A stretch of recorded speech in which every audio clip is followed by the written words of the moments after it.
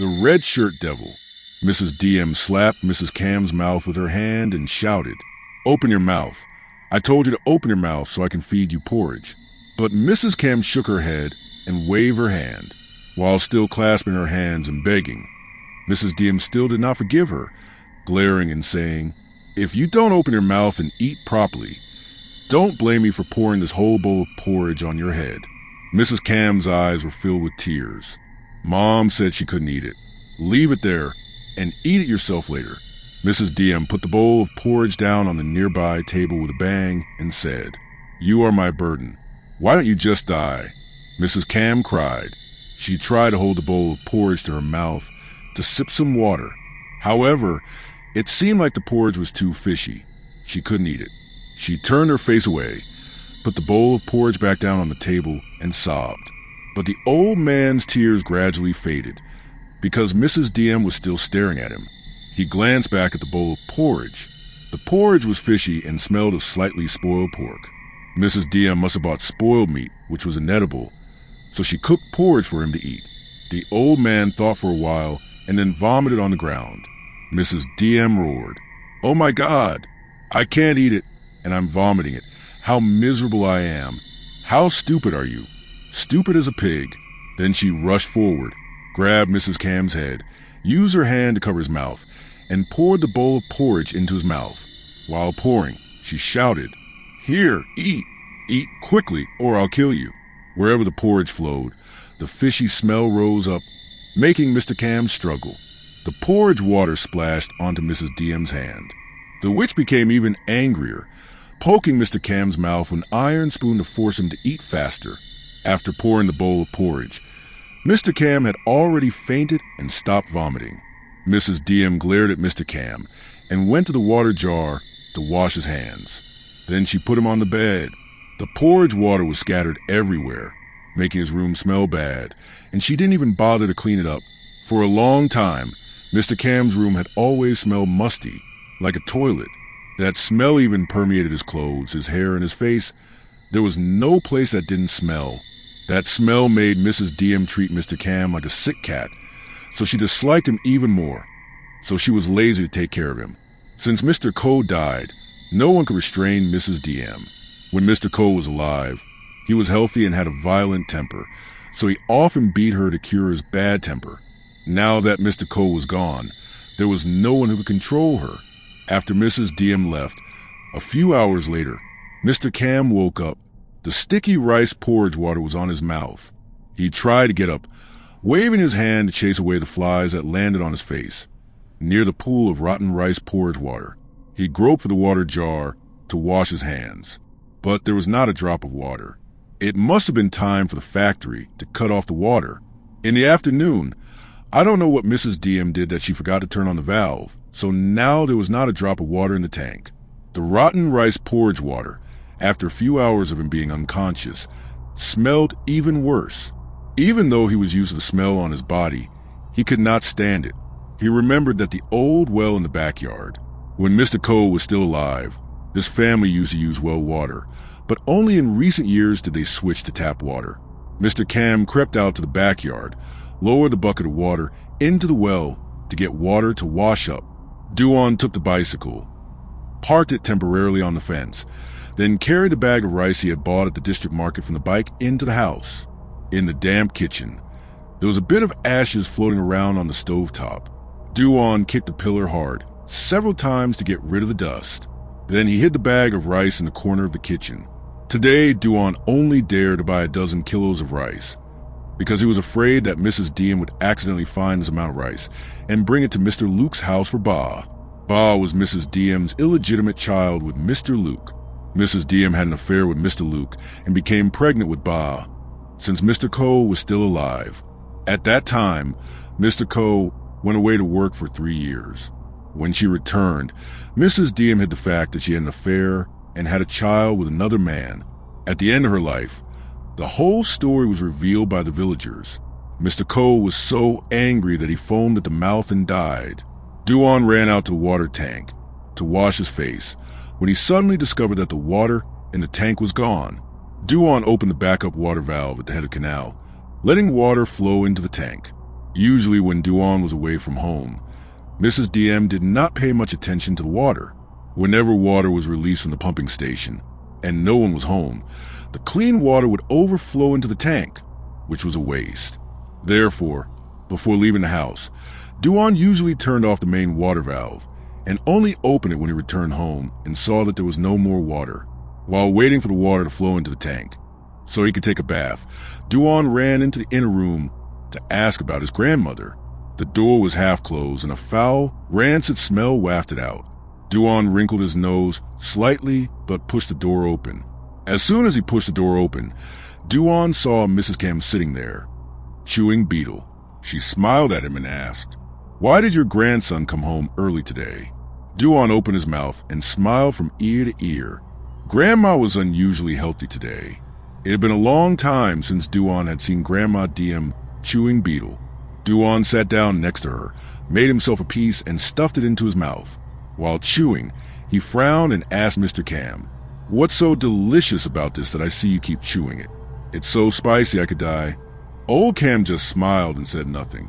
Duan spat out the betel nut into the pot near his bed, then wiped his mouth with his hand, then ran out to the water jar to take a bath. Just as Mrs. DM returned, she saw that Duan's mouth was red, and she glared at him. "Oh my God, you just went out to have sex with someone in the field." She paused for a moment and then raised her chin and asked, "Did you bring me rice? Did you bring a lot?" Duan lowered his head and said nothing, just ran out to the water jar, poured a bucket of cold water on his head, and started scrubbing. Mrs. DM saw that Duan did not say anything, so she stormed into the kitchen, but she could not find the rice. Duan must have hidden it too well today. Her face darkened with discomfort, anticipating something bad. Duan quickly changed into his shorts, intending to run out and hang around until Mrs. DM calmed down before returning. Unexpectedly, Duan had just finished changing his pants when Mrs. DM, holding a mulberry whip, rushed at Duan and whipped him repeatedly. Duan fell face down on the ground, his face covered in blood because his cheek had been rubbed against a broken tile. Duan's entire body was covered in mud. Mrs. DM hissed, "I told you to buy 2 bowls of rice for me to take care of your younger brother. Why didn't you listen to me? You take my words as air, don't you?" Duan gritted his teeth and didn't say anything. It wasn't because he was afraid of Mrs. DM that he didn't dare to argue back, but because he was afraid of the word filial piety hanging over his head. Mrs. DM took advantage of the situation and grabbed Duan's hair, pulled his ears and slapped him in the face, saying, "Your younger brother is still in his school years. If you don't take care of him, who will support this family in the future? You've been stupid all your life, and you want your younger brother to be stupid like you, suffering as a servant like you?" Duan kept his head down and endured without saying a word. After a while, Mrs. DM beat him up and then had to turn around and go back into the house. She still did not forget to leave behind a sentence that echoed, "If you disobey me this time, there will be no next time, do you hear? If there is a next time, I will not just beat you like this." She had already gone into the house, and after a while of silence, she shouted back, "When I go out later, Mrs. Hong will take 20 kilos of rice on credit. When you go to work and get your wages, bring the money there to pay." It turned out that Mrs. DM had thought of a way to get the rice that Duan refused to buy. If Duan had known this would happen, he would have bought 200 kilos of rice for her to avoid a painful beating. Duan was very upset, but did not know what to do. He ran to the water jar and poured several buckets of cold water on his head, as if to vent his anger, also to wash away all the mud stuck on his body. Where did Mrs. DM go that evening? She returned happily at midnight. Seeing Duan sitting in front of the basin of water to wipe the wound on his face, she said gently, "Rub salt on it. Otherwise it will get infected and burst open, which will cost money to treat." Duan was surprised that Mrs. DM had suddenly changed her attitude toward him, but her next words made his heart freeze. "Mr. Luke and I are about to get married, and Ba will also move in together. When he comes back tomorrow, don't bother him with his studies, okay?" After saying that, she turned around and walked into her room with a smile. She seemed very happy because her long-standing wish had finally come true. This afternoon, passing by the village temple, Duan heard rumors that Mr. Luke had sold his house because he lost money in the lottery. That's probably why Mr. Luke had no choice but to marry Mrs. DM. Moreover, up to now, Mrs. DM has been going back and forth over there to take care of food and accommodation. Mr. Luke has long relied on her, so she doesn't bother to do anything but drink all day long. This time, Mr. Luke has fallen on hard times. Mrs. DM must have pumped him more to come back here. Duan was so angry that the blood on his cheek that had already flowed suddenly flowed out again. His eyebrows twitched, his fists pressed against the ground until veins stood out. Mrs. DM was becoming more and more outrageous. Mr. Luke was coming back here. The burden of 5 mouths to feed would fall on his head. The entire business that Mr. Coe had left since his lifetime. He didn't know how long it would last. Mrs. DM kept wandering around in the room, not knowing what she was groping for, making noise all over the house. After a while, she ran out and deliberately grumbled so that Duan could hear. The wedding is coming soon, but there's nothing to wear on the wedding night. Her face was red with embarrassment when she thought of Mr. Luke. She was over 40 this year, the age of youthfulness. Mr. Luke had a strong and plump body, which made her heart burn even more. Her face suddenly seemed to remember something. She ran into Mr. Cam's room and started to scold him. "Where is your red shirt? Give it here, so I can wear it tomorrow to prepare for the wedding." Duan was so angry that his face turned purple, and he rushed into Mr. Cam's room, intending to stop Mrs. DM. However, it was too late. The red shirt that Mr. Cam had been wearing for the past few days had been stripped off by Mrs. DM, leaving him completely naked. Duan shouted loudly, "What are you doing, Mom? Why did you strip off your shirt?" Mrs. DM glared and slapped Duan, then said, "Shut up, or do you have money to buy me a shirt? A poor and ignorant person like you still want to take care of others? Take care of yourself and keep yourself warm." After she finished taking off Mr. Cam's red shirt, she frowned slightly because the shirt had a bad smell, but she quickly smiled and took the shirt out to the water vat to wash it clean. Duan saw old man Cam naked. He didn't cry or feel sad, but smiled toothlessly, chewing betel. Suddenly tears flowed. Maybe she was too old and confused. Or maybe she had been tortured by Mrs. DM to the point of insanity. He rummaged through the closet to get an old shirt, put it on her and instructed, "You should put on your shirt or you'll catch a cold. When I have money tomorrow, I'll buy you another shirt." Mrs. DM heard that and shouted from outside, "You don't need any clothes to wear. Why do you have to buy them? That money is for Ba's education. I forbid you to touch it." Duan was so angry that he punched the wall. Dust fell from the wall. Duan was so upset that he felt suffocated. So he went out to get his bicycle and ran to the communal house. Mrs. DM saw Duan riding away and called out, "Tomorrow the family is preparing a feast. You have to come back early to help. Don't go anywhere else." Duan ignored Mrs. DM's words. She could beat, scold, and torture him, but bringing Mr. Luke to this house was one of the taboos. Duan would absolutely not tolerate her actions. If Mr. Luke were here tomorrow and indeed had a wedding ceremony with Mrs. DM, he would drag Ba out and beat him up to relieve his anger. Today, outside the communal house, there was a performance rehearsal for the village performance team. There was a girl in the performance team that Duan really liked and had noticed for a long time. That was Trang. Although Trang was not beautiful, she was very charming. Trang's charm was in her eyelashes, willow leaf eyelashes drooping down to the corners of her eyes. Although her eyelashes looked sad, they made people secretly feel pity. There were also a few guys in the performance team who were interested in Trang, but those guys were all playboys, full of gossip. Among them, Song was the person Duan hated the most. Previously, Song had a bad reputation in the district art troupe for his womanizing, and later because of his excessive womanizing, he was expelled back to the village.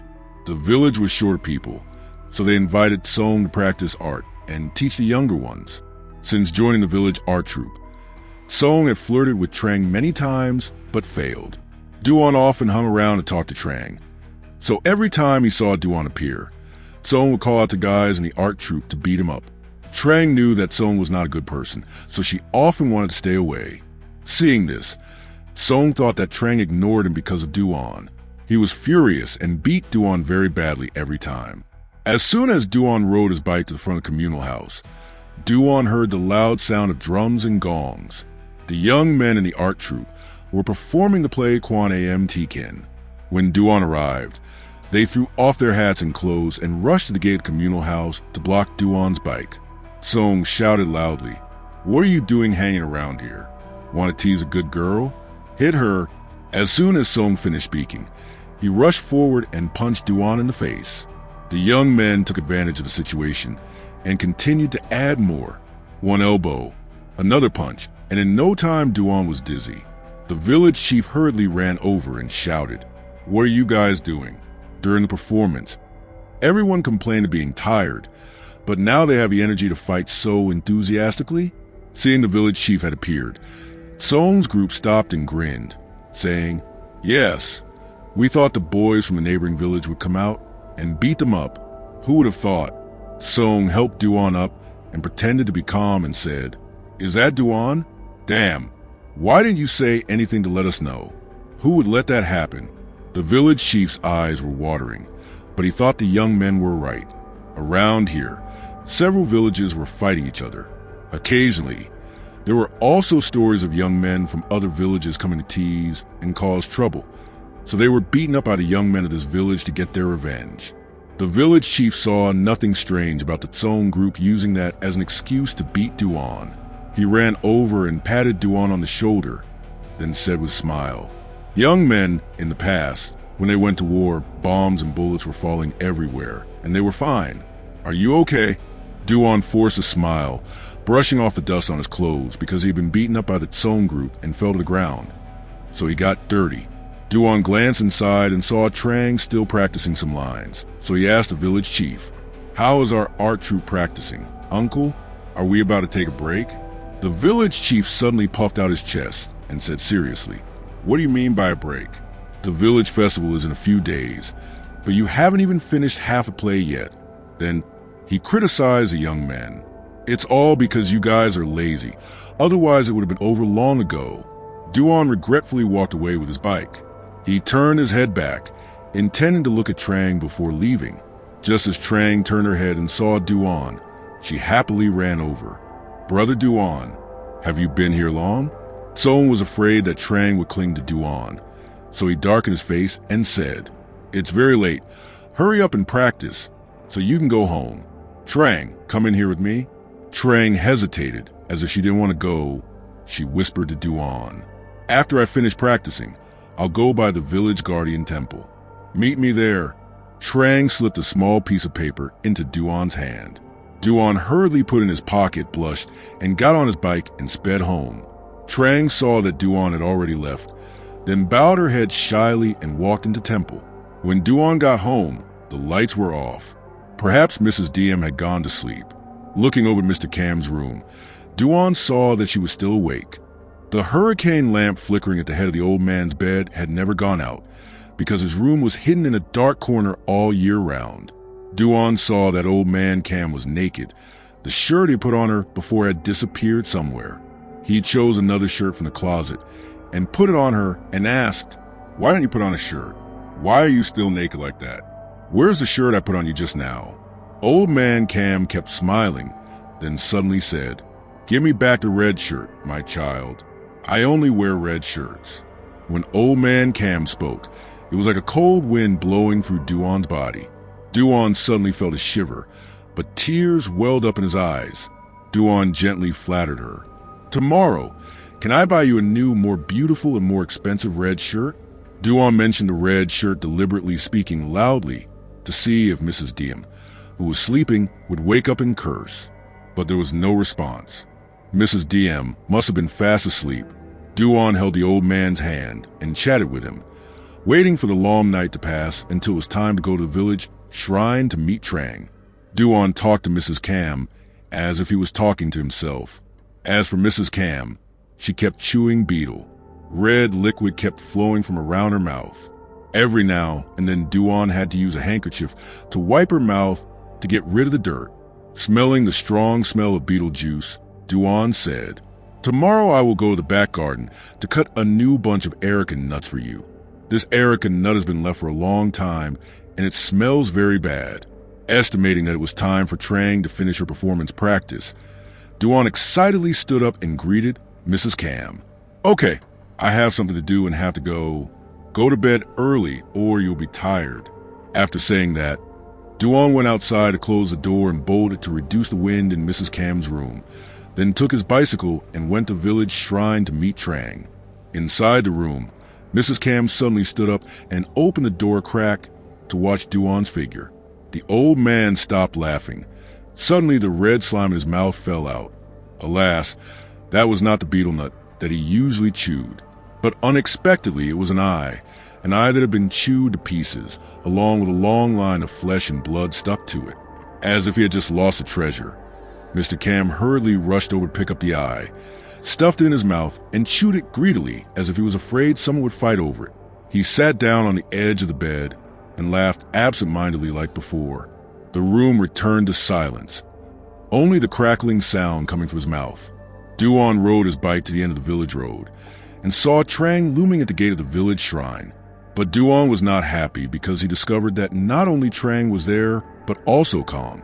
He saw Song aggressively rubbing against Trang. He quickly cycled to the front of the shrine. He threw the bike aside and rushed into the shrine. Song was grinning broadly, seeing Duan rushing towards him. His face turned pale. At this moment, there was no other young man around Song to rely on.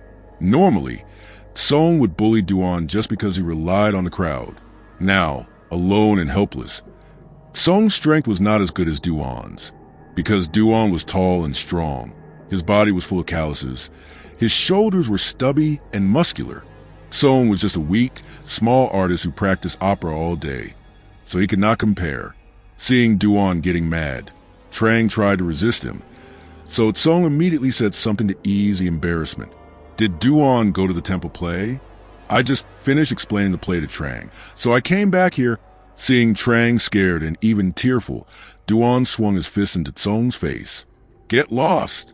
Song coughed up blood and fell to the ground. He quickly covered his mouth and ran away. While walking, he shouted back, "You bastard, remember my face." Seeing that Song had run away, Duan breathed a sigh of relief and approached Trang, stammering, Are you okay?" Trang's face turned red and she lowered her head without saying anything. She sat down at the base of an old tree near the temple, waving her hand to signal Duan to sit next to her. Duan shyly approached, but still sat a distance away from Trang. The two of them did not say a word to each other. Duan was sweating with fear, thinking that he'd done something wrong and made Trang angry. He was about to speak when Trang immediately raised her voice. "Have you read the paper I gave you?" Song suddenly remembered the piece of paper in his breast pocket, quickly reached into his pocket and scratched his head, intending to open it to read when Trang grabbed it and said, "Don't read it, I'm embarrassed." Trang's voice was gentle. Duan's whole body was numb. After a while, he stammered to explain, "When I got home, I was so nervous. I planned to save it here to read, but I completely forgot." Trang pushed Duan lightly and said, "Why are you so big but so timid? You were shouting so loudly just now." Duan scratched his head and ears, stammering, You. Seeing Duan lose his voice, Trang was delighted and smiled brightly. She stuffed the piece of paper back into Duan's hand and instructed, "Here, read it, but don't say a word to anyone, understand?" Trang finished speaking. Duan quickly took the piece of paper, straining his eyes to read the words under the moonlight. Unexpectedly, before he could read a single sentence, a shout suddenly rang out from all around. "Oh my God, murder! He murdered someone! Catch the murderer!" Duan stood up abruptly, quickly stuffed a piece of paper into his pocket, and pulled Trang's hand, saying, "Let me take you home, then I'll run out to sea. It's dangerous for you to be alone here at this hour." Trang listened to Duan and climbed onto the bike, intending to let Duan take her home. But as soon as she reached the temple gate, a group of men, women, young and old, were running towards a village road with torches. Leading the way was Song, who was agitatedly shouting to the villagers. As soon as Song saw Duan riding his bike out the temple gate, he pointed straight at Duan's face and shouted loudly, "He is the murderer, the ungrateful type." The villagers rolled their eyes and rushed forward, pulling Duan off the bike and pinning him to the ground. I don't know how many people rushed in to beat Duan. Duan held his sore mouth and urged, "Beat him to death, you ungrateful traitor." When Trang saw Duan being beaten by the villagers for no reason, she rushed out to stop him and said, "Everyone, stop. What crime did Duan commit that you are beating him like that?" Song ran to pull Trang towards him and said as if giving an order, "Stay away from him. He is a murderer. Don't stand next to him. It's dangerous." Trang jerked her hand away from Song and trembled with anger, pointing at Song's face and said, "You are the one who took the blame for the fire. You were beaten by Duan, so you wrongly accused him, right? Why are you so evil?" The situation became chaotic. Duan was beaten by the villagers and didn't know whether he was alive or dead. It took a while for the village chief to lead the militia to run over and stop everyone from beating Duan. But in the end, Duan's fate remained same. He was tied by the neck by the militia and dragged to the village headquarters. When Duan escaped the beatings from villagers, it was the turn of the militia to be furious and harshly interrogated. If you confess honestly and quickly, you will be given leniency. Otherwise, you will be guilty of a serious crime and be sentenced to 10 bullets. Duan stammered, "Sir, I must have been mistaken. I didn't kill anyone." The militiamen slapped the table and said, "You've come this far and you're still denying your crimes?"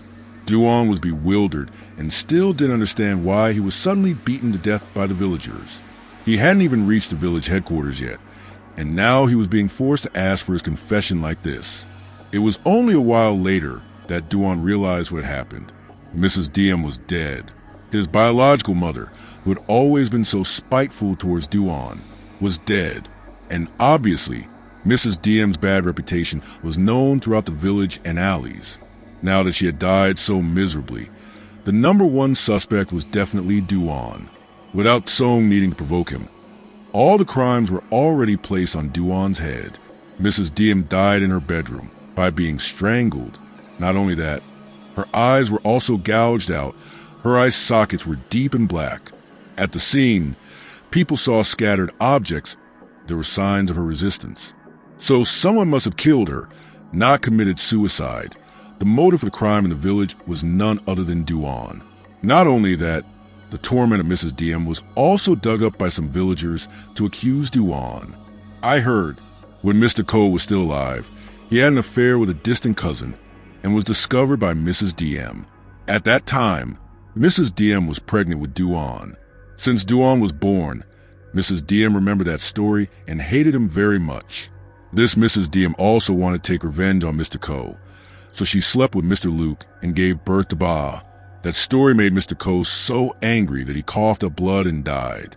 Since Mr. Ko died, she has been tormenting Duan even more. When the water is too high, the dam breaks. No wonder he hanged himself and killed his mother. But gouging out the eyes is too cruel and immoral.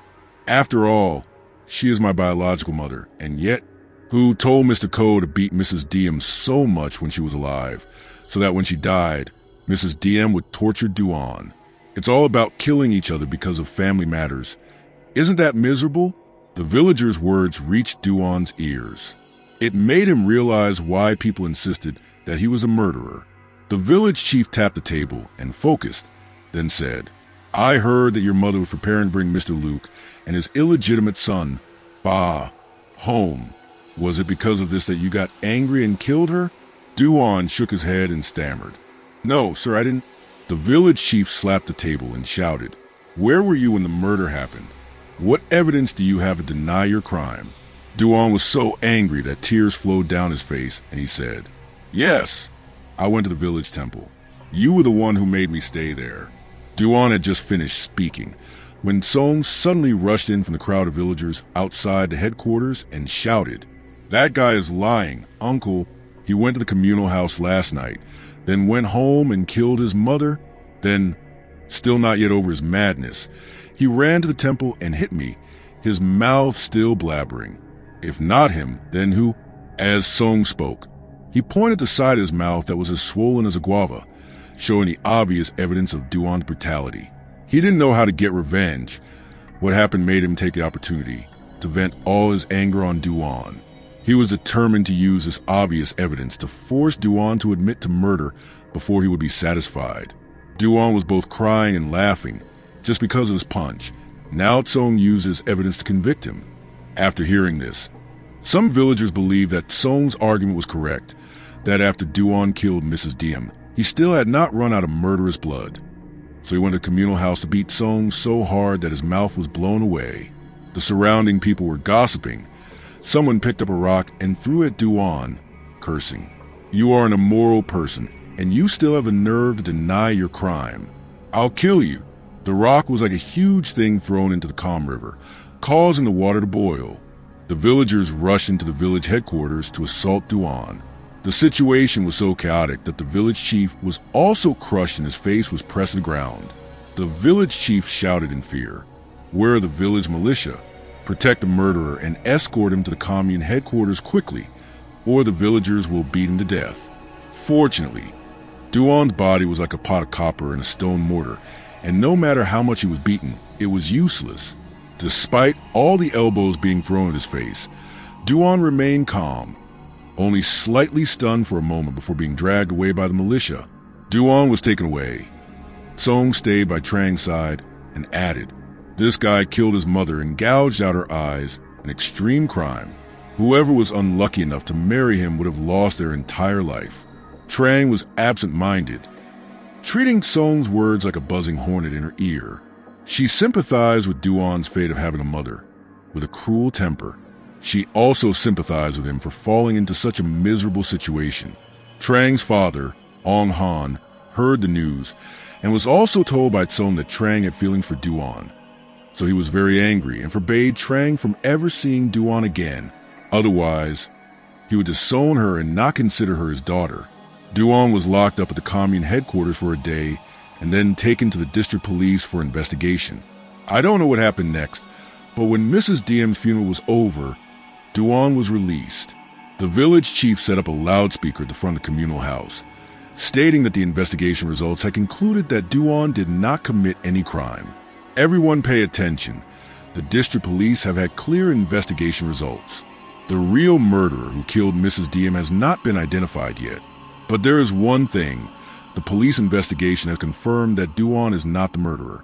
Therefore, the government really hopes that people will not suspect him without reason and affect Duan's life. When that information was released, the villagers calmed down. Instead of hating Duan, people turned to sympathizing, and some were happy for Duan because he escaped from his cruel mother. It was thought that Duan's life would be freed and turn a new page. But unexpectedly, the following days were a deep, muddy pit, making his life darker and darker. The death of Mrs. Diem has become a huge mystery, becoming a topic of discussion. Who killed her? She was cruel, but only towards Duan, but towards those around her she was quite friendly and enthusiastic. The fact that the murderer had not been identified made many people extremely uneasy. That person was still at large and had not been caught. Would he kill another person? And who would that victim be? People felt scared because of the danger lurking around. Anyone could become the prey of a murderer. Since returning from town, Duan passed by the village temple. He met Trang, who was still practicing performing arts. Trang's eyes looked at Duan strangely. Perhaps after the incident the day before, Trang had encountered some incident, hearing that Mr. Han had forbidden her from seeing him. Suddenly remembering that there was a piece of paper that he had not had time to read, Duan quickly opened it and read it greedily. After reading the words on the piece of paper, Duan's eyes filled with tears. Trang had confessed her love to him, but the incident that had occurred had separated the two of them. Trang glanced at Duan, then quickly turned away. Song saw Duan, immediately intentionally interrupted, leading the group of young men to cause trouble. "What are you doing here? Get lost. There is no place for you to look here." Dian lowered his head in disappointment and sadness. He was sad not because Song and his men were causing trouble, but because Trang's feelings seemed to have changed. But he did not know that Trang's feelings had not diminished at all. Perhaps it was only because of Mr. Han's prohibition, forcing her to ignore Duan in front of everyone. She planned to go find Duan after the performance and explain. Dian returned home and saw Mr. Luke leading Ba over, carrying a bag of luggage. He sat down outside the gate. Mr. Luke sat chewing grass. Ba's face was haggard. Diem was surprised and angrily asked, "Why are you here?" Mr. Luke laughed and said, "My house is chained by the creditors.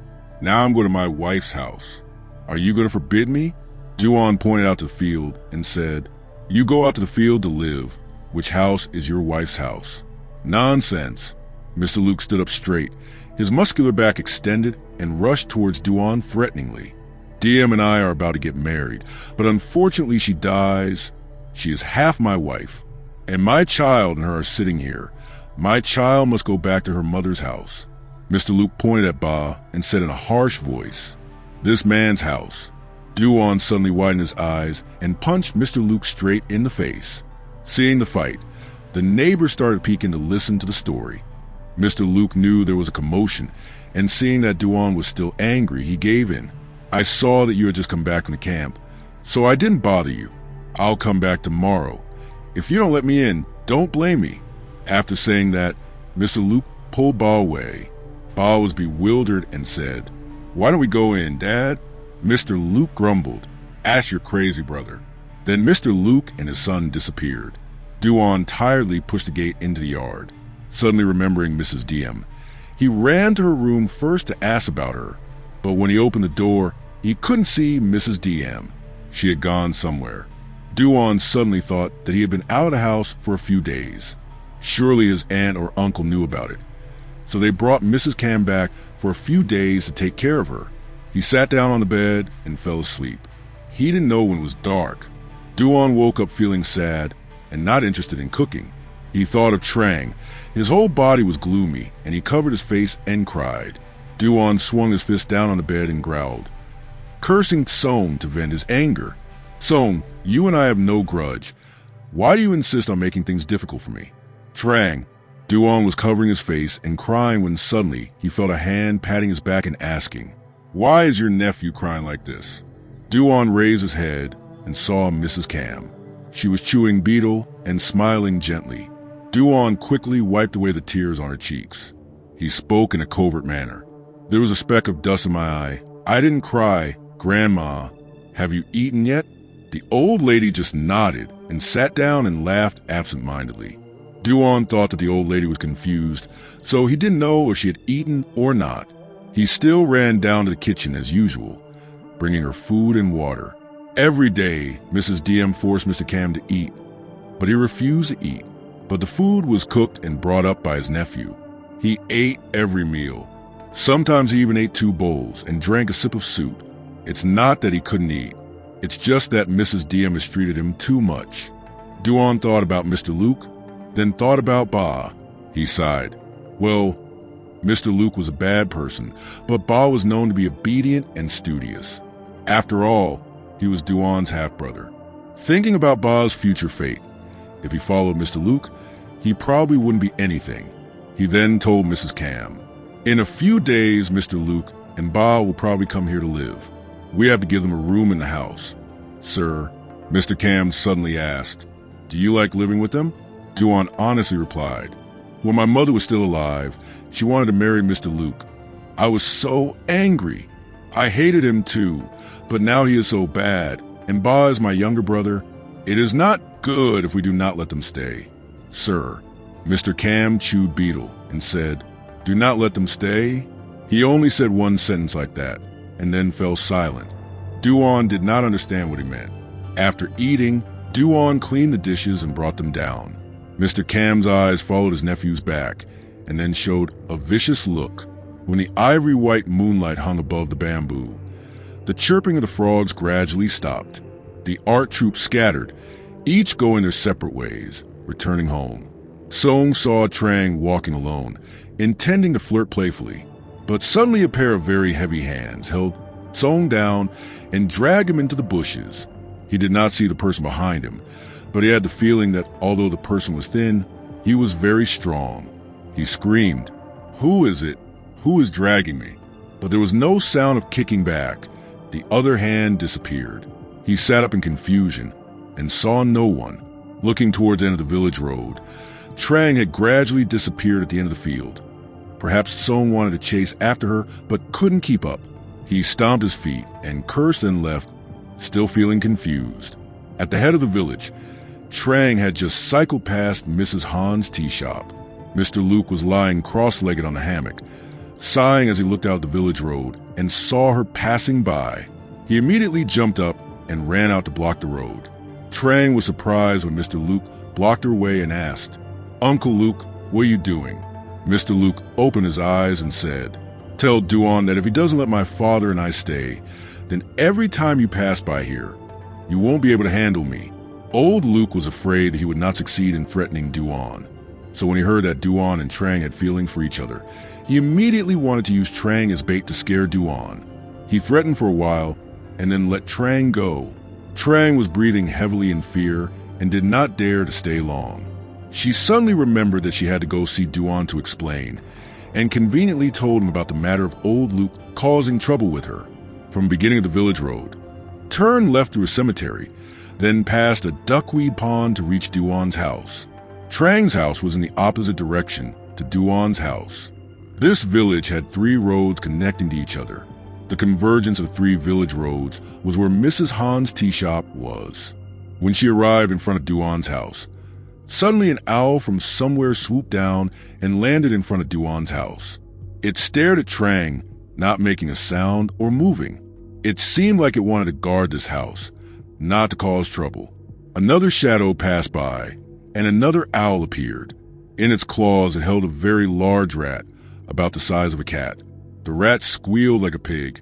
Its cry made Trang's legs go weak. Suddenly, the owl flew into Mr. Cam's room and threw the rat in there.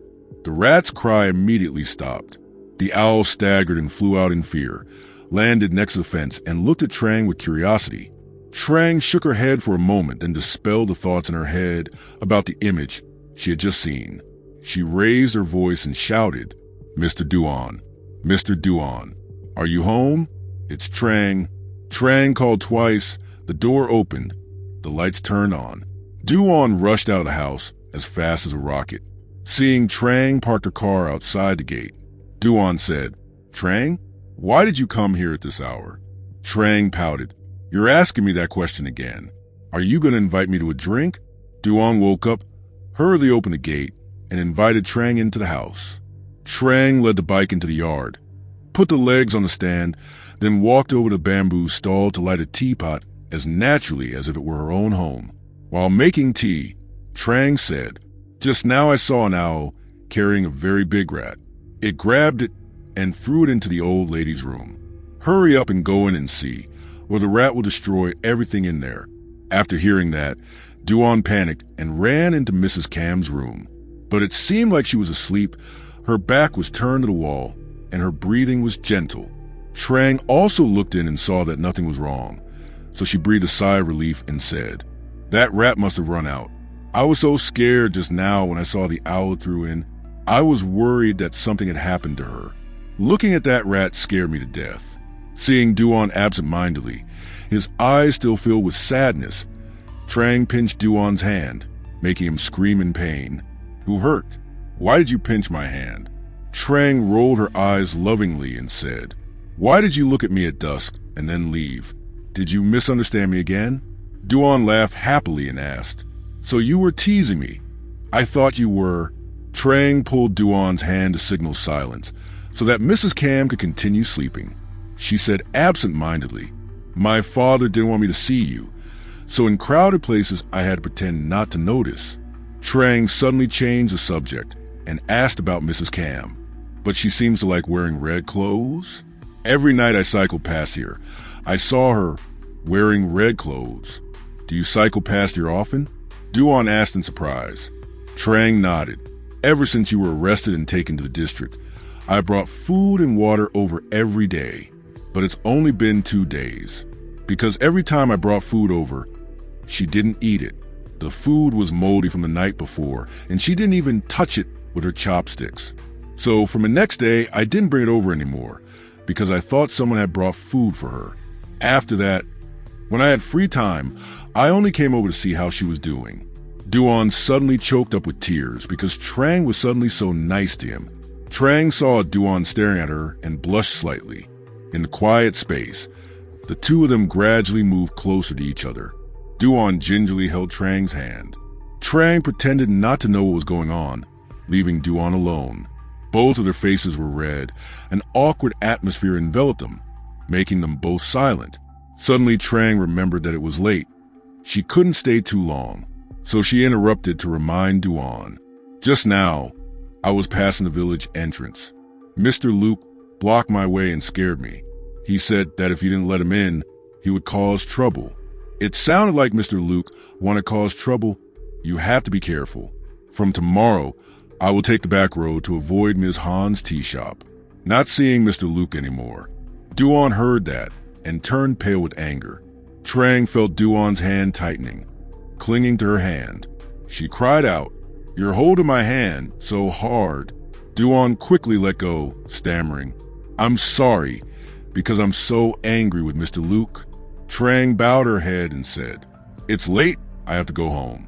Otherwise, my father will scold me." Trang took the bike out of the gate and was out of sight. Duan sighed, went inside the house, and turned off the lights to go to sleep. Before going to sleep, Duan had to look over to Mr. Cam's room to see if he was okay. The night returned to silence. Mr. Cam turned to lie on his side, facing the door. In his mouth, the rat was still struggling. It was still alive. It was just that Mr. Cam had bitten it so hard on the throat, making it unable to make a sound. At the entrance of the village, Mr. Luke was fanning himself with a palm leaf fan. Suddenly, he raised his hand to cover his neck and cried out. At this time, Mrs. Han had returned home. At the tea shop at the beginning of the village, there were only the father and son of Mr. Luke. The tea shop had been borrowed by Mr. Han to temporarily stay overnight. Ba saw Mr. Luke struggling and shook his arm and asked, "Dad, what happened to you?" Mr. Luke tried to make out each word. "I don't know why. It's like someone stuck a knife into my neck. My head feels like it's about to explode. This neck feels like it's about to be cut off from my body." As soon as Mr. Luke finished speaking, unexpectedly, his head immediately fell to the ground. Blood spurted from his neck into the sky. Ba screamed in terror and fainted. Mr. Luke died before him, a very terrifying death. Something had crushed his neck, making him unable to react and die on the spot. In Mrs. Cam's room, the head of a sewer rat fell to the ground. Old man Cam's cold eyes looked into the distance, as if trying to see through the wooden door. Blood was splattered everywhere on the ground, and the stench was strong. The rat's intestines were hanging out. In the strangely quiet space, Ba's scream was like a heart-chilling sound. It made people shiver and wake up. Someone lit a torch and ran towards the sound. When they discovered old Luke's head and body, each in a different direction, their limbs went limp.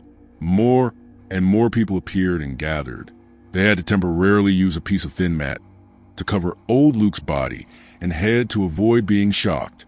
Ba was lifted under the armpits to lie on the cot and then pressed on the philtrum.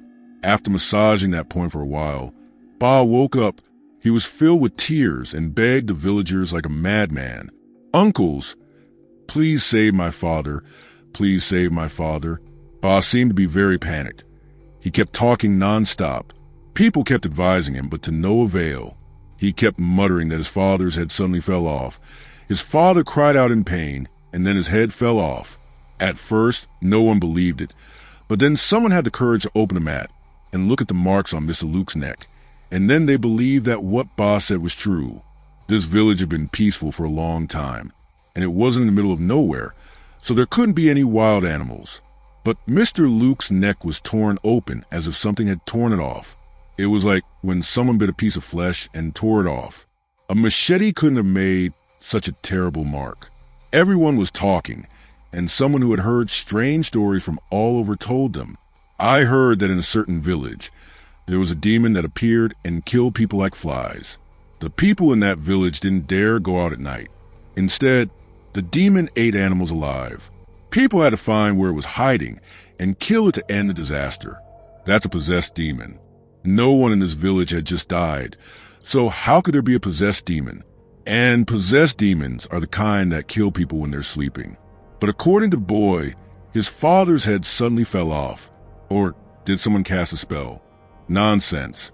Our village is not a mountainous area. so there is no witchcraft. And even if there was witchcraft, there would be no witch doctor to perform magic. Moreover, Mr. Luke and his son did not have any grudges against anyone to the extent that they would let someone cast a spell and kill them so brutally. Even if the family lost a lottery and was forced to pay debts, that would be over. There were countless rumors and speculations about Mr. Luke's death, but most people mention ghost stories more because Mr. Luke's death was truly very unusual.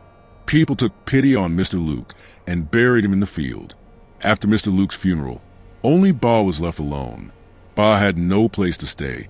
He just wandered around the village. He had also dropped out of school. He had no relatives except Duan. He remembered his half-brother, so he went to Duan's house to ask to stay. When he arrived, Duan was not home. He was so hungry. He ventured into the house to find something to eat. He was not familiar with this house, so he just walked around randomly. Unexpectedly, he went into Mrs. Cam's room. There was no one in Mrs. Cam's room.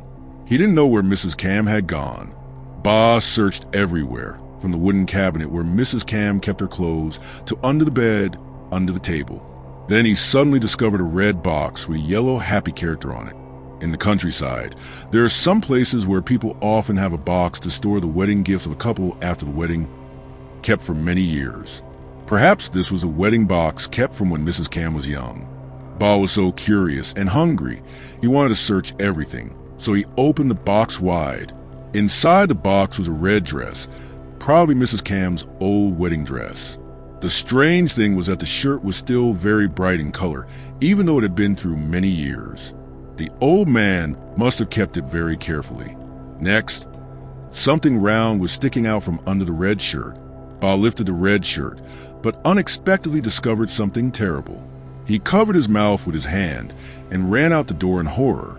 Just as he reached the edge of the door, a hand suddenly reached out from under the bed and grabbed Ba's leg, causing him to fall to the ground. Ba shouted, "Help! Help!" He was dragged into the middle of the room. The late sunset sky had quickly faded away. Darkness was spreading over this land, signaling the appearance of evil spirits. Ba panicked and struggled. He looked around but saw no one, but clearly his leg was tightly grabbed by a pair of invisible hands. His whole body was dragged toward the box. He understood that if he couldn't escape, the result would be very similar to what was inside the red box. The darker the sky, the brighter the hurricane lamp in the room. Ba was dragged under the bed. He saw a pair of skinny legs sticking out from above the bed. Through the dim light of the hurricane lamp, those legs did not cast any shadows. People often rumor that ghosts would not cast any shadows. If you doubted who was a ghost, just look at whether that person had a shadow or not. Ba suddenly remembered what his classmates whispered to each other. People had a game where they bent their heads over and looked through their crotch. At that time, if there was a ghost behind them, they would definitely recognize it. Ba trembled, trembling, spread his crotch, and slowly peeked his eyes out. His crotch was already wet and leaking liquid. It gasped when it realized that the person who was grabbing its leg was Mr. Cam. Mr. Cam only had his hands attached to his head, looking extremely strange. Mr. Cam smiled and stared straight into Ba's eyes. Ba's mouth was twisted, and he was screaming for help. At this moment, there was a sound of a bicycle chain outside the gate. Duan had returned. He was still holding a fish in his hand. Duan looked around and saw that the gate was open today, and Mr. Cam's room seemed to have been ransacked by someone. Duan immediately ran into Mr. Cam's room. He saw Mr. Cam as usual, sitting there, chewing betel and smiling. He seemed happier than usual. Before Duan could ask, Mr. Cam spoke up. "The father and son are all dead, about to die." Hearing Mr. Cam say that, Duan sighed and sat down on the bed to talk to him. "Yes, sir, old Luke is dead. Ba has been wandering around all day after work. I came back to look for him but couldn't find him. Poor thing. I wonder if he's had dinner yet." Ba heard Duan's voice but couldn't speak. His mouth was tightly held by a hand, preventing him from making any sound for help. He reached out to shake Duan's leg, but Duan's leg was at the head of the bed, and his hand was at the foot of the bed, so he couldn't reach. He immediately thought of a way. He wrote words on the ground under the light of the hurricane lamp. Duan might not be able to see them for the time being, but he would definitely see the words on the ground at some point.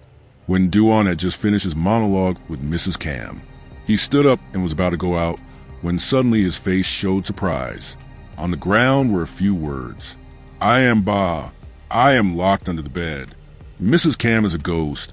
Save me." Seeing Duan standing there, Mrs. Cam suddenly said, "They will all die sooner or later. If you make my grandchild suffer, they will all die." Dian heard these words from Mrs. Cam, suddenly remembered what had happened and felt a chill down his spine. The death of Mrs. Diem, the death of Mr. Luke, both were related to Duan's resentment, and both had extremely horrible deaths. Duan did not believe what the writing mentioned, but also wanted to know if there was really anyone under that bed. He distracted Mrs. Cam and said, "Grandma, I cook rice very quickly. Go take a bath, and then we can have a delicious meal." Mrs. Cam nodded toothlessly and walked away. As soon as Mrs. Cam left, Duan lowered his head and saw Ba crawling out from under the bed. Ba shouted and grabbed Duan's hand. "Run, brother.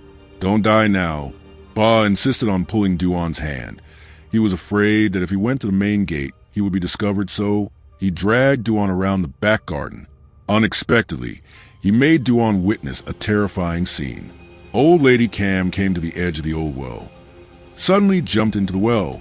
Duan was about to rush to save Old Lady Cam, but Ba grabbed her hand and ran away. Ba said, "Don't go there. She's a real ghost." Have you ever seen someone fall into a well without making a sound? Duan still didn't believe it. He pulled Ba's hand away and was about to go to the mouth of the well to check. But just as Duan was about to do that, he was stunned because he saw Old Lady Cam standing at the front of the house staring at him. She said, "I've finished bathing. Can I eat now?" Duan shivered. Then he saw Old Lady Cam turn to look at Ba. She suddenly coldly pointed at Ba's face and said, "You will die." Ba immediately pulled Duan's hand and ran away, his face pale to the point of losing all blood. Duan was absent-minded and let Ba pull his hand. Not knowing how long they had been running, Ba stopped and said, "I probably can't escape. I'm destined to die." Duan asked, "Why did you say that?"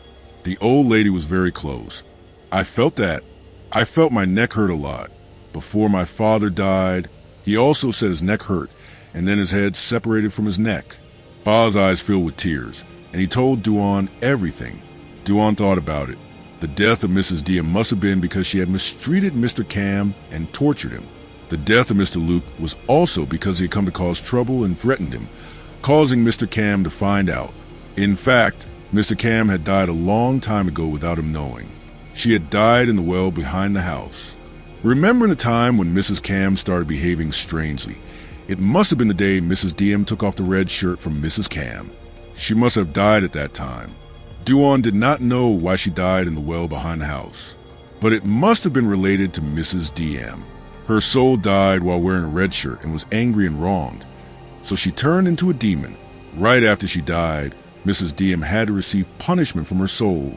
Ba cried and said, "Mrs. Cam died and turned into a demon. If anyone causes trouble with you, she will not forgive them. Don't let anyone come near your house. Don't let her hear you have any conflicts with them, even the smallest ones. The old lady is a demon, so she won't be able to understand those things. She will kill anyone she feels has thoughts of opposing you." Furthermore, in her room there was a red box in which there was... Ba wiped his tears, was about to continue speaking when his expression suddenly turned to panic. Duan rolled his eyes and looked behind him and saw Mr. Cam there. The old man glared at Ba and pointed fiercely. "You must die." Ba wanted to run away, but when he turned around, he immediately bumped into a rock. His head was pierced by the sharp end of the rock. Ba died, his brain spilling out. Duan was so scared that he suffocated, holding his neck and shivering at the sight of Ba's death. Duan turned his head and saw only Old Man Cam chewing betel nut, smiling at him. For some reason, the old man's gentle smile that always warmed his heart today made his heart cold. Old Man Cam slowly turned his head and walked into the night. Duan was absent-minded, holding Ba's hands and feet, the warmth gradually getting colder. At the beginning of the road, there was the sound of a bicycle clattering.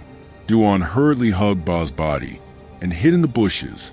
If people found out that Ba was dead, Ba's death would definitely be blamed on Duan, holding his half-brother in his arms. Duan suddenly felt sad and tears welled up.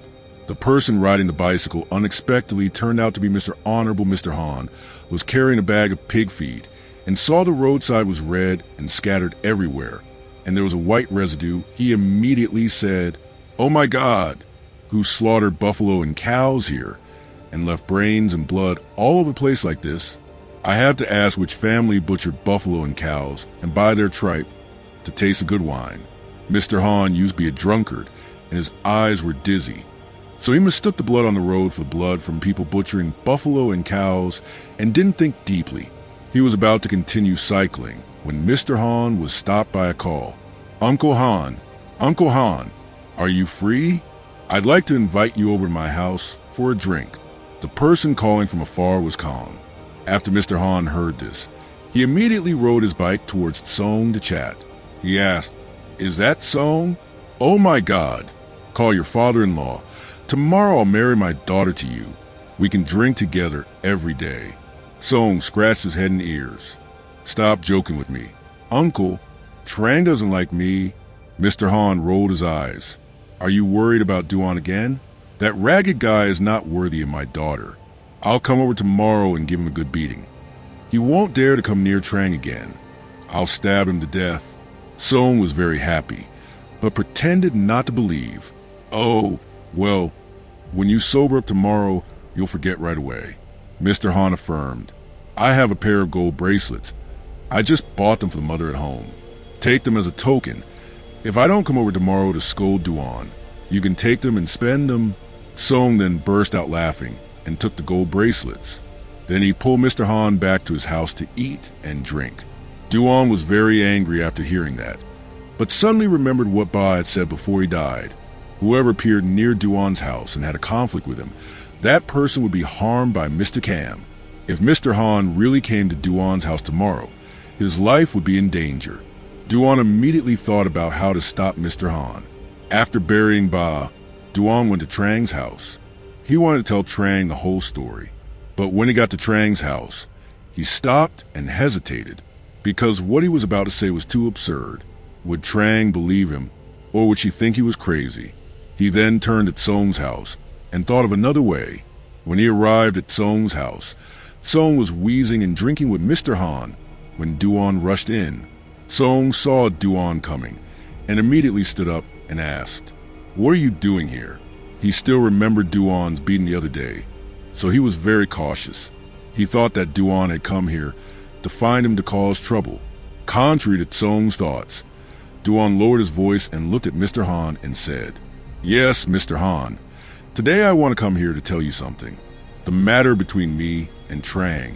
Mr. Han threw the cup to the ground and broke it, then angrily said, "An elephant head and a mouse tail, like you are worthy of my daughter?" Duan tried to suppress the anger in his heart.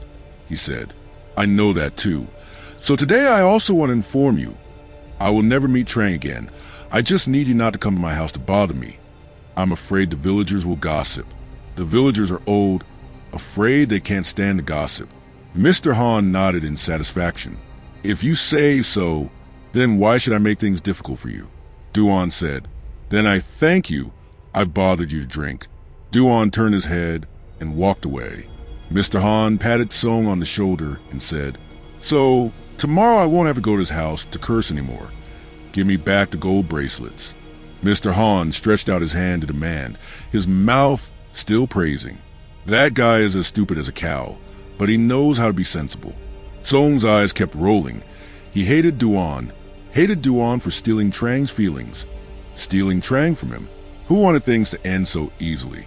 He had to make Duan humiliate himself to feel satisfied. If necessary, he would let Mr. Cam hear this news, and he might suddenly fall over and die. Duan would have to accept a bitter ending. Song thought that taking revenge on Duan was so refreshing that he didn't agree to Mr. Han's request to get back the gold bracelets. He said, "No, you promised. How can you go back on your word? Today he said something sweet, and you let him go. Tomorrow, if he flatters him a little more, are you going to marry Trang to him? But who knows? What he said might be true, and he might have lied to you and secretly met Trang, and the rice would have been cooked. Who would I go to make him pay? You should go to his house and scold him until he feels ashamed. Then he won't dare to meet your daughter again. That way he'll be sure." Mr. Han clicked his tongue, thinking that Song's words were correct. The next day, he and Song went to Duan's house early in the morning. Mr. Han rushed into Duan's house and started to nag about Duan's secret meeting with his daughter, then cursed. Song laughed heartily. Unexpectedly, before Mr. Han finished cursing, a strong wind blew up from somewhere. The sky was dark from the middle of the day. Mr. Kam sat perched on a longan tree, looking down and giggling. Song was so scared that his face turned pale, because he saw Mr. Kam was so strange. He quickly pulled Mr. Han's hand and wanted to leave Duan's house. Unexpectedly, Mr. Han had not taken 2 steps when he tripped over a rock, hit his head on the brick floor, and died. Song kept his eyes closed and ran away, and when he saw Mr. Han fall to his death, he did not dare to turn back. Duan witnessed everything from beginning to end, but he did not have time to stop Mr. Han, because he died too quickly. He had just run out of the house when he witnessed Mr. Han's death in his yard and Song's frightened face. Song was so panicked that he went crazy. He staggered and ran in the field. He kept muttering, "Ghost, ghost, ghost," in broad daylight. He ran to Trang's house to inform her and Mrs. Nan about Mr. Han's death. He met Trang drying rice. He grabbed her hand and said, "Trang, my father is dead." Trang slapped Song and angrily shouted, "Stop it, your joke is too much." Song usually joked a lot, so Trang did not believe what Song said. But Song burst into tears and swore, "I swear, I went to Duan's house with the old man. He is dead." Song's attitude seemed to be real. Trang suddenly felt like the sky was falling. She staggered and wanted to collapse to the ground. She asked, "Why? Why did my father die?" Song was about to tell the whole story when a wicked thought suddenly flashed. He thought of something that could help him get Trang, and it would be the end for Duan. He said, "Your father was angry about you meeting Duan, so he called me over today to advise Duan." Unexpectedly, Duan was so rude. He cursed your father until his face turned purple. I had to stop him from shouting, then advised Duan. But unexpectedly, he did not let go. He continued to nag. The old man could not bear it. He could not walk steadily, so he slipped and hit his head on a rock and died. It was all Duan's fault. Trang heard and slapped Song again. "It must be you. You dragged my father to meet Duan. You have the face of a man, but the heart of a beast." Trang finished speaking and pushed Song to the ground and ran straight to Duan's house. Along the way, her tears fell down. In this life, the thing she didn't want the most was for the 2 people she loved to have problems with each other. When she got there, she saw Mr. Han dead with her own eyes. Duan was holding his body, lying on the ground. Trang rushed to hug Mr. Han's body and shouted, "Dad, why did you die like this?" Duan's voice trembled as he pulled Trang's hand. He tried to explain, "My dad fell. I wanted to stop him, but I didn't have time." Unexpectedly, before Duan could finish explaining, Trang pushed Duan's hand away, looked at him with hatred and said, "I hate you.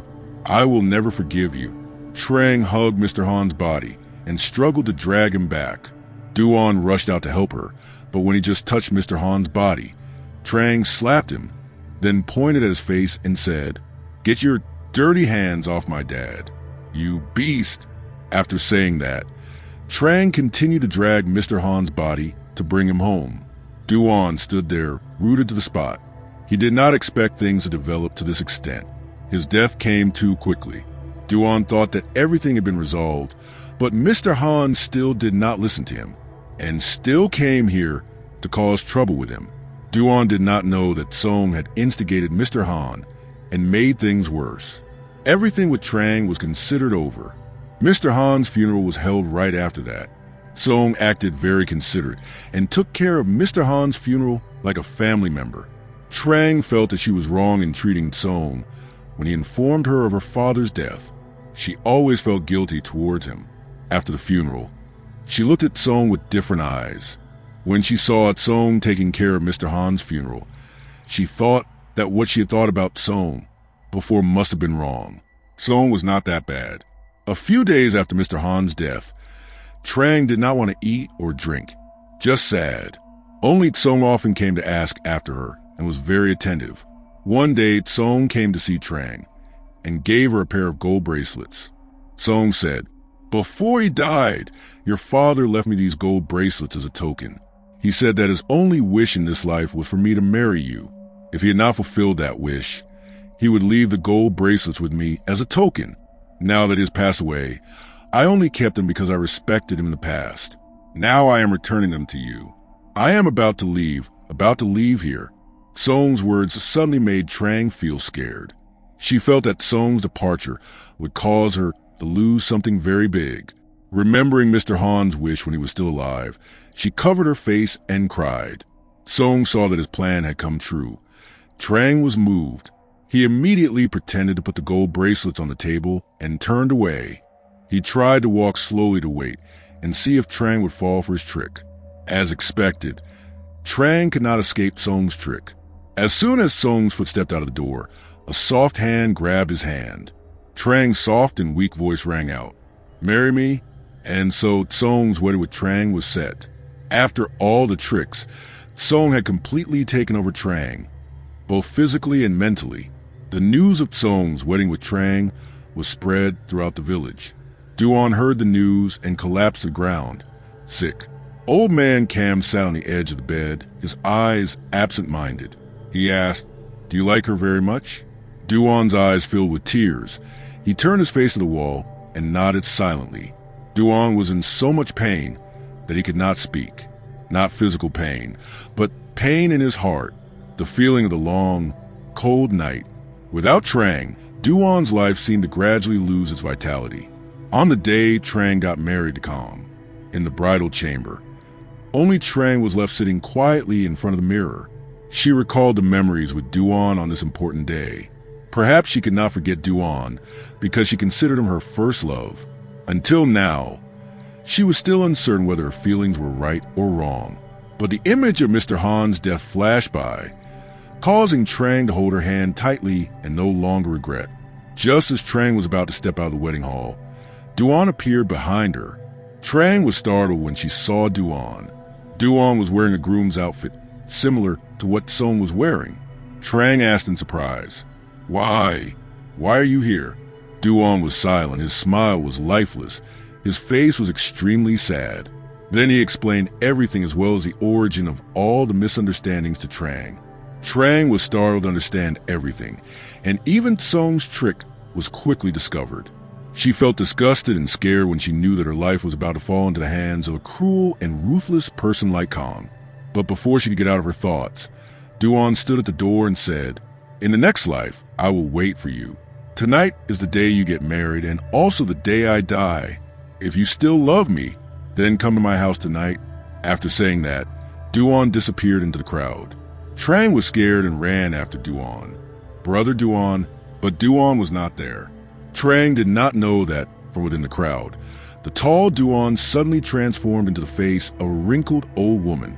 It turned out that it was not Duan, but the evil spirit of Mr. Cam who had transformed to trick her into coming to that house. Meanwhile, Song personally went to Duan's house. He was wearing a wedding dress.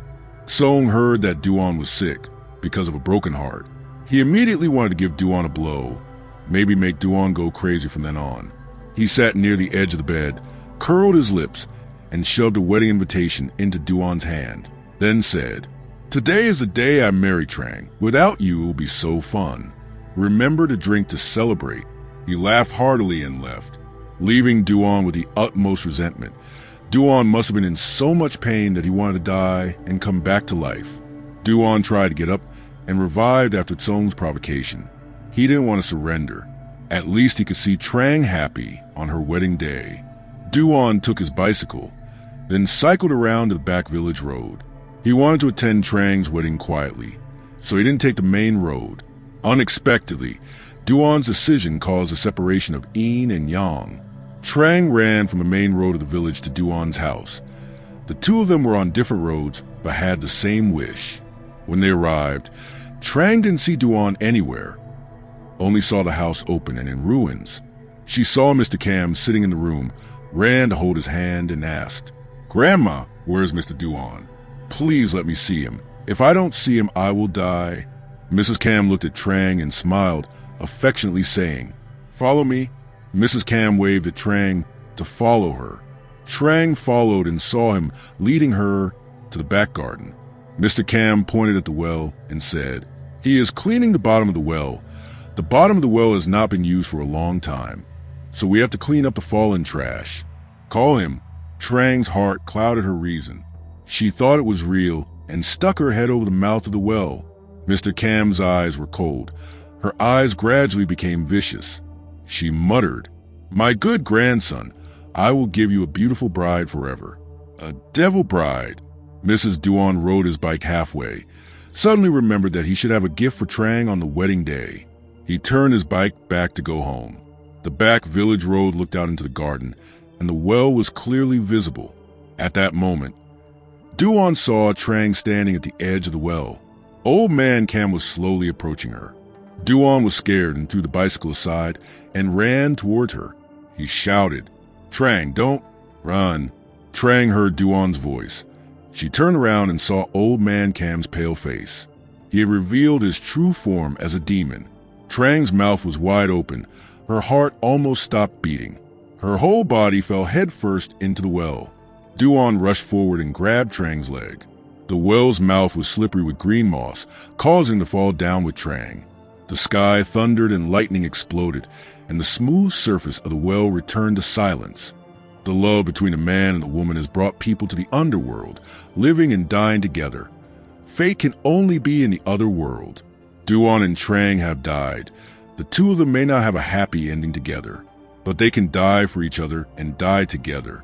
Just like the vow of a couple who is separated by an accident, which can never be fulfilled, but they can do it. That is a cruel fate, but also a gift. The wedding lost a bride. Song was anxious to find her. The news was like a thunderbolt. People discovered the bodies of Trang and Duan in the well. Unexpectedly, they also discovered the body of Mr. Cam that had decomposed for a long time.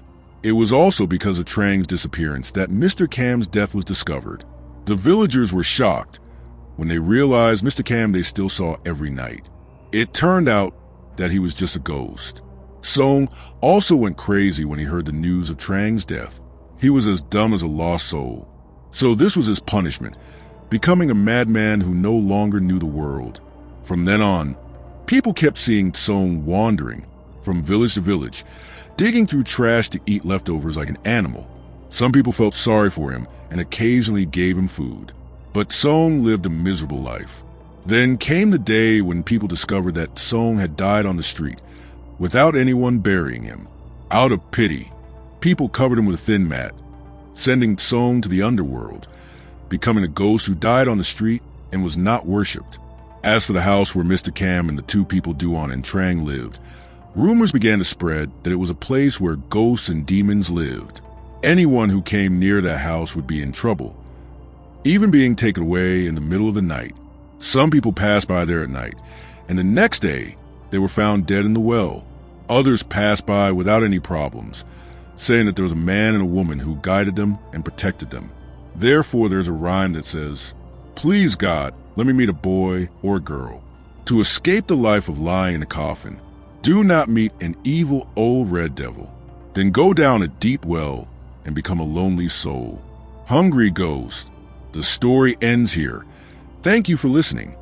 If you find it interesting, please give me a like. And don't forget to subscribe to the channel to follow along and discover the next stories and mysteries waiting for you. Goodbye and see you again in the next videos.